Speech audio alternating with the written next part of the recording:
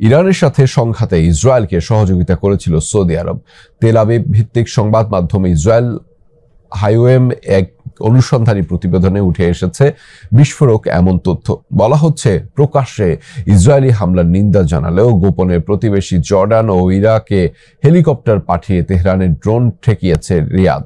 তবে আনুষ্ঠানিকভাবে ইসরায়েলকে সহযোগিতার কথা এখনো স্বীকার করেনি দেশটি। 12 দিনের সংঘাতে ইরান একা লড়াই করলেও অনেকেরই সহযোগিতা পেয়েছে ইসরায়েল। ইরানের ছোড়া মিসাইল ড্রোন ভূপাতিত করে ঘনিষ্ঠ মিত্র হিসেবে পরিচিত যুক্তরাষ্ট্র, যুক্তরাজ্য ও ফ্রান্সের মতো পশ্চিমা দেশগুলো বন্ধুর মতোই খোলাখুলি পাশে দাঁড়িয়েছিল তেল আবিবের।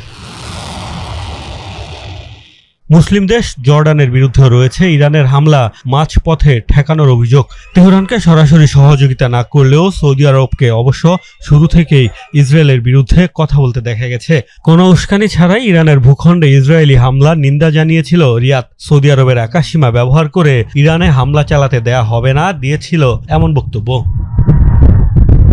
প্রকাশ্যে ইসরায়েলের নিন্দা জানানো সৌদি আরবের বিরুদ্ধে এবার উঠেছে গোপনে নেতানিয়াহু বাহিনীকে সহযোগিতার অভিযোগ। বিভিন্ন সূত্রের বরাতে এই চাঞ্চল্যকর তথ্য প্রকাশ করেছে তেল আবিব ভিত্তিক গণমাধ্যম ইসরায়েল হাইওম। তাদের এক অনুসন্ধানী প্রতিবেদনে দাবি করা হয়েছে, ইসরায়েলকে লক্ষ্য করে ইরানের ছোড়া ড্রোন ঠেকিয়েছে সৌদি আরবের বিমান বাহিনী। প্রতিবেশী জর্ডান, ইরাক ও নিজ দেশের আকাশসীমায় হেলিকপ্টার মোতায়েন করে এসব বিস্ফোরক বোঝাই চালকবিহীন আকাশযান ধ্বংস করেছে তারা।